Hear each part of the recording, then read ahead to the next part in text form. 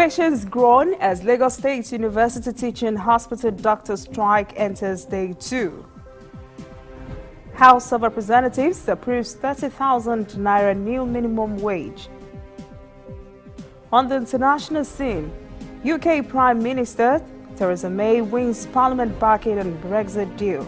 EU kicks. And in sport, 122 athletes, 13 countries ready for Taekwondo Open.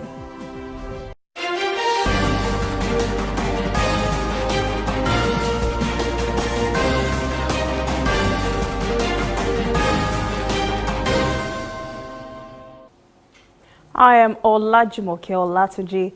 The 3-day warning strike by resident doctors at the Lagos State University Teaching Hospital has continued, with patients stranded and waiting at the medical facility hoping to receive treatment. Those who had appointments on Tuesday in many of the hospital's departments were given new dates. Consulting rooms and clinics were empty, including urologic clinic, which had many elderly patients waiting for treatment. Some of the patients were appealing to the state government to meet the doctors' demands and save patients unnecessary suffering.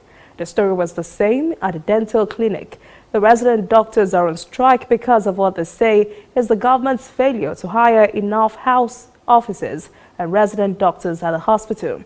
President of the Hospital's Association of Resident Doctors, Dr. Fatai Balogun, said the union had done all it could to dialogue with hospital management and the government. On the government side, Permanent Secretary, Lagos State Ministry of Health, Dr. Titi Layo Gonzalez, says steps were being taken to recruit new resident doctors for the hospital. The House of Representatives has shunned the 27,000 naira figure sought by the president to be approved as the new minimum wage. Instead, the House has approved the 30,000 naira for which labor unions had fought for months. State governors had said they could only afford 22,000 naira, but went with the 27,000 naira rather, submitted by the president. Deputy House Speaker Yusuf Lasso says the issue of minimum wage was debated in a public hearing and that this new increment would put all workers on the tax net, especially those in the lower grade levels whose annual incomes fell below margin. Provisions as contained in this report have been harmonized with the Senate. So I implore us to take it so that as we embark on reasons for the election, the bill can be transmitted to the President for assent. So we'll take it seriatim from clause 1, carried. The National Judicial Council has challenged the Chief Justice of Nigeria, Walter Nohe, and the active Chief Justice, Tanko Muhammad, to respond to petitions against them within 7 working days. The ultimatum came after its emergency meeting in Abuja on Tuesday. The NJC also referred to the Federal Judicial Service Commission a petition against the chairman of the Code of Conduct Tribunal, Danladi Umar. NJC Director of Information, Soji Oye, explained that the petition against Onohe was filed by Zikrullah Ibrahim of the Resource Center for Human Rights and Civil Education. He said 2 petitions against Acting Chief Justice Muhammad and 1 against CCT Chairman Danladi Umar originated from the Center for Justice and Peace Initiative and Olisa Bakoba SAN. Oye said the council will reconvene on February the 11th. In the meantime, Onoye is asking the Court of Appeal in Abuja to nullify the CCT's ex parte order on which the president anchored his decision to suspend him last Friday. Now we move on to political jobs. Presidential candidate of the People's Democratic Party, Atiku Abubakar, says the Buhari administration has impoverished the country. He faulted the government's economic policies and said more children are born into poverty daily. The candidate said Nigerians are not better off under Buhari and the All Progressives Congress. After firing his attacks on the ruling party, he told the people of Bayelsa State that the upcoming election is about the future of Nigeria and its youth and women. He further lambasted the APC administration that it had failed to deliver on its 3 main promises to repair the economy. He said the party made it worse. He said the party's promise on fighting corruption has been unmet, citing a report by Transparency International that says Nigeria is now more corrupt, and he faulted the administration for insecurity in the northeast, north central and northwest. PDP National Chairman Uche Secondus used the occasion to describe President Buhari as a dictator. And not to be outdone, All Progressives Congress national leader Shiwaju Ahmed Bola Tinubu has said the presidential candidate of the PDP, Atiku Abubakar, is not fit to be president. Tinubu said Atiku lacks proper understanding of what is really happening in the case of Chief Justice Walter Onnoghen. He said Atiku is unable to differentiate between suspension and removal. In Tinubu's statement, Tinubu said the former vice president has inaccurately described the current situation to unduly stir emotions. The former governor of Lagos State said Atiku's depiction of the event as removal of the Chief Justice is inaccurate. He said the Chief Justice has not been removed, he has been temporarily suspended. The APC national leader said President Buhari had exercised great restraint in this matter and that he has reasonably balanced concerns about the integrity of the judiciary with concerns for the individual rights of the accused. He said nothing had been taken from Onnoghen that cannot be restored. United States Ambassador to Nigeria, Stuart Simonton, has set out reasons why Nigeria must get the upcoming elections right, so it won't disappoint those it says are looking up to it after the 2015 accomplishment. During a visit to the police command in Kaduna, Simonton says the upcoming elections are about Nigerians, decided by Nigerians under its laws, which will define the future of Nigeria. He also said elections are for others who have looked up to Nigeria's example of democracy in the past. He pointed specifically to the 2015 elections. The ambassador said it is important that Nigerians decide on the credibility of the elections like in 2015. He says such would guarantee democracy and freedom throughout West Africa and across the world. The U.S. ambassador said all Nigerians should participate peacefully in the elections to guarantee free, fair, peaceful, and credible reflection of their choice. Now let's get away from all the politics and war of words and report something a bit more humane. Imagine a pregnant woman attending a political rally and delivering the baby there. But that is exactly what happened with Otiri Benjamin in Kokore, Delta State. She was heavily pregnant but decided to attend a governorship campaign rally of the PDP. Then it happened. The baby decided to become the center of attention at the rally.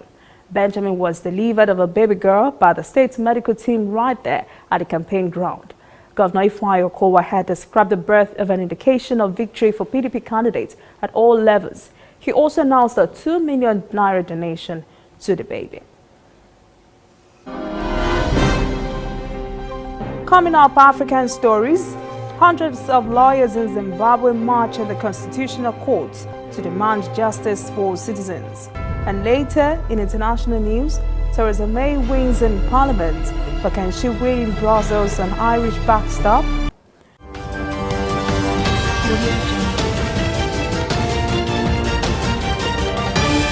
You are watching ANN. If you know fit go internet or follow for Twitter, you know fit snap photo send or get it photo send. Now because you dey use Palasa, your phone no dey answer. See me see wahala.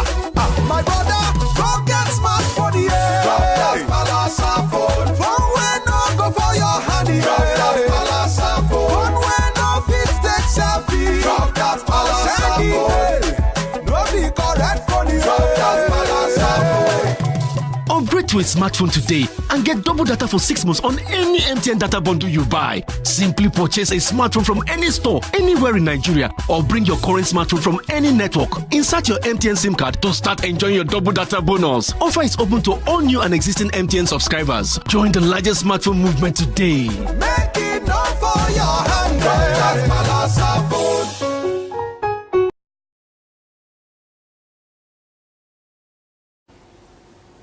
Welcome back. This is ANN News. Now a quick trip around the continent. The United Nations Migration Agency has reported at least 130 African migrants have drowned off Djibouti after 2 overloaded boats capsized in rough seas. A team of gendarmes, alerted by local residents, found 2 survivors and the body of 28 migrants. The boats were believed to have capsized off Gogoria in Djibouti's Opek region. A staff of the International Organization for Migration identified an 18-year-old male survivor believed to be one of the passengers on the first boat. There was no information on the second craft. IOM spokesman Joel Millman says the vessels were heading to Yemen, a gateway to Gulf countries where many migrants hope for jobs and better lives. Police in Mozambique said on Tuesday 3 Ugandan nationals have been arrested on suspicion of leading attacks in the country's gas-rich Cabo Delgado province that has been rocked by an Islamic insurgency.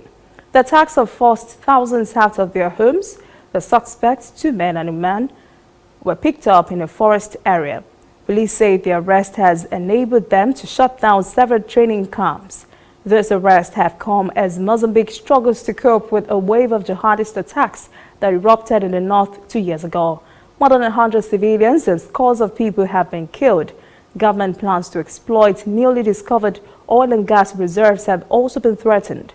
Police said the 3 suspects confessed to belonging to an Al-Shabaab cell in Uganda, but that they were in Mozambique only to find their leader, who had been arrested there. Meanwhile, the Mozambican parliament has lifted on Tuesday the immunity of Mano Chang, a former finance minister and serving MP held in South Africa since December under an international arrest warrant issued by the U.S. 63-year-old Chang was arrested at Johannesburg airport last month on a U.S. extradition request for his alleged involvement in a $2 billion fraudulent loan scheme to state firms. Egyptian Minister of Trade and Industry Amr Nasser says in a recent announcement China has started building the largest textile and garment city in Egypt that will cover more than 3 million square meters in the city of Sadat, north of Cairo. It will consist of almost 600 factories. Minister of Trade and Industry Amr Nasser said the project will utilize the latest technology in the textile industry, adding the factories in the first stage will begin their trial operation in May this year. Egypt already has key textile bases in El Mahala, El Kubra, and other cities. مصر والصين أقدم دولتين في العالم عرفتا صناعة الغزل والنسيج. الفراعنة برعوا في نسيج القطن والكتان، والصينيون برعوا في الحرير، وبالتالي هذا التعاون مهم جدا. هذه المدينة أتوقع أن يكون لها تأثير كبير جدا على تطور هذه الصناعة في مصر. لدينا قلاع لصناعة المنسوجات في المحلة الكبرى وفي غيرها. Al-Kihawi says it is important Egypt and China collaborate to take advantage of modern technology. مصر الحقيقة رغم أنها دولة رائدة في مجال المنسوجات، ولكن توقف تحديث الماكينات عند القرن الماضي، وتحتاج إلى طفرة كبيرة من الناحية التكنولوجية. الصين لديها هذه الميزة الكبيرة، لديها تكنولوجيا حديثة جدا في مجال المنسوجات، وبالتالي مهم جدا التزاوج ما بين مصر والصين في هذا المجال للاستفادة من التكنولوجيا الصينية الحديثة. The Chinese government has signed initial sales contract for 48 first-stage factories for Chinese companies. Meanwhile, the Chinese company Mankai has agreed to inject new investments into leather goods in the city of Badur. Canada's mining company M2 Cobalt Corporation has announced Uganda may have more cobalt than previously thought. The firm's director for East Africa operations, Jennifer Hinton, told reporters they have seen promising results in 3 target areas in the country within a short time. The discovery of cobalt, a mineral needed in making electric cars and a key component in batteries, followed extensive airborne surveys and drilling in 3 areas near a historical copper mine close to Uganda's border with Democratic Republic of Congo, where more than half of the world's cobalt is produced. Experts say the development will help diversify the supply. Uganda's Department of Geological Survey and Mines says Kalembe has an estimated 4 million tons of ore, of which almost 10% is estimated to be pure copper and about 1% cobalt. South Africa's Cape Town has staged an event to celebrate the ongoing Chinese Lunar New Year. Hundreds of Chinese nationals in South Africa and locals attended events that featured Chinese traditional dragon and lion dances along with opera, drum and tea ceremony performances. The event was hosted by the mayor of Cape Town, Dan Plato, who had invited the Chinese nationals of all ages to celebrate their traditional festival. The mayor joined in the activities by handing out red pockets to the Chinese audience.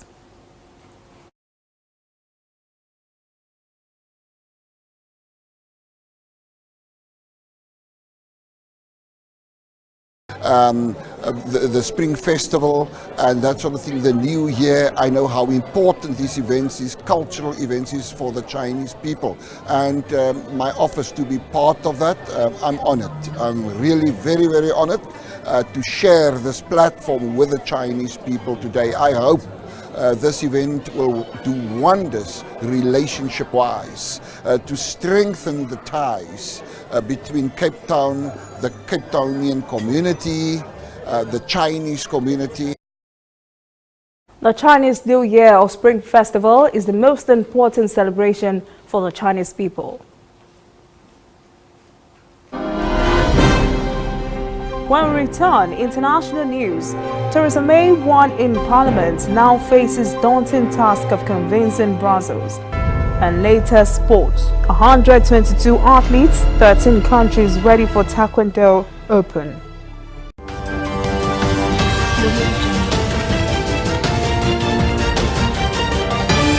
You are watching ANN.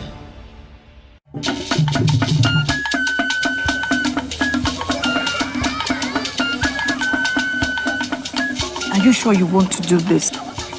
Adam, go and bring us your husband. Okay, hello baby.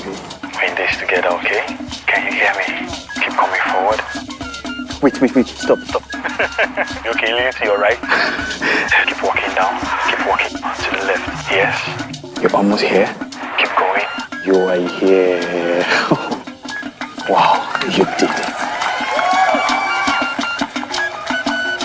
I'm just so glad I didn't have to use my cane to do this. And I am so glad no other man got you before me. Let me be your eyes.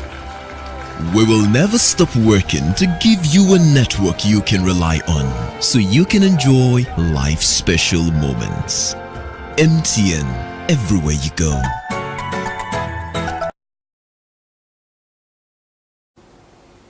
Welcome back. This is ANN News. Now to world events making news. The UK Parliament has asked Prime Minister Theresa May to reopen negotiations with the European Union to replace the controversial Irish border guarantee within her Brexit deal. The European Union is saying it would not permit any changes to the deal already agreed with Downing Street. But EU most senior official instead urged the Prime Minister to explain her next steps as the withdrawal agreement is not open for renegotiation. With 2 months left until Britain leaves the EU, the government is facing increasing calls to secure a deal to allow an orderly exit from the bloc.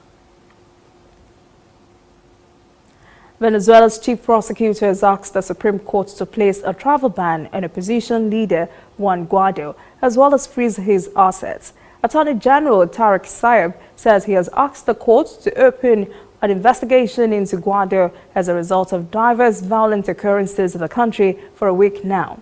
Saab also accused Guaido of helping other countries interfere in Venezuela's internal matters.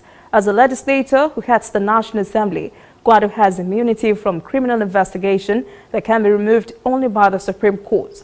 The U.S., Brazil, Canada, Colombia, Argentina, Peru, Ecuador and Paraguay have officially recognized Guaido as a legitimate interim head of Venezuela, while Russia, Iran, Turkey and China back Maduro. 2 persons have been killed and 4 others wounded in a grenade attack on a mosque in southern Philippines. The attack in Zamboanga City took place in the early hours of Wednesday, days after deadly twin blast at the Roman Catholic Cathedral in the island of Jolo. President Rodrigo Duterte says the attackers are taunting the government in its handling of peace. The victims were reportedly sleeping inside the mosque at the time of the attack, but Regional Task Force Commander Colonel Leonard Nicholas says the incident is not a retaliatory act for the church bombing 3 days ago.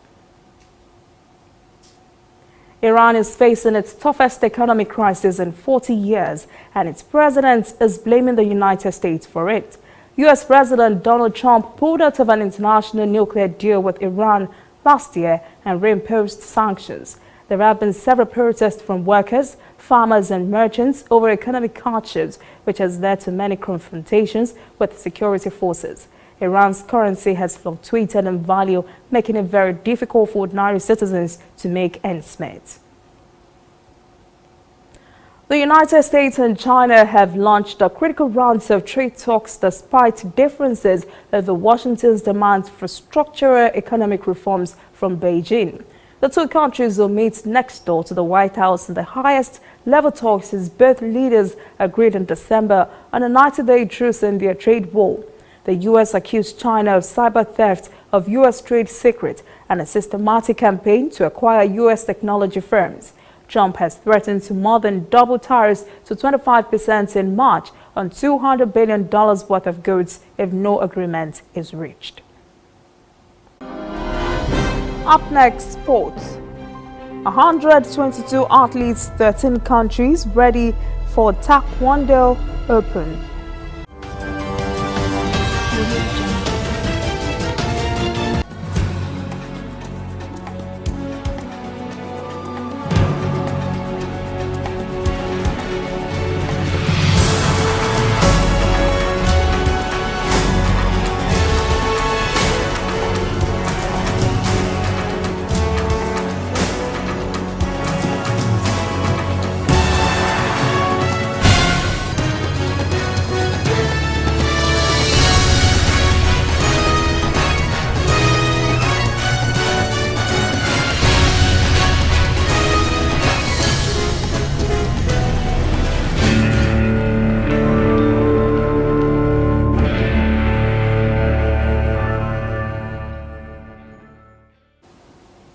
Welcome back. This is LN News. In sports now, 13 countries have completed registrations for the maiden edition of the World Taekwondo Nigeria Open Tournament taking place in Abuja in a week.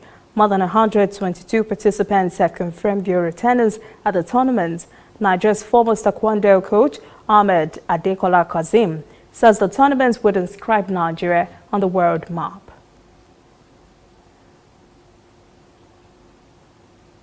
Ivory Coast has accepted an offer from Confederation of African Football, CAF, to host AFCON 2023. The decision was made in a meeting among CAF President Ahmad Ahmad, Ivorian President Alassane Ouattara, and Ivorian Football Federation.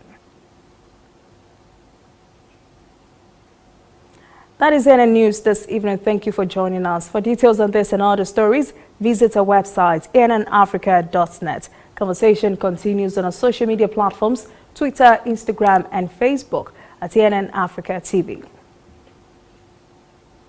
I am Olajumoke Olatunji. Have a pleasant evening.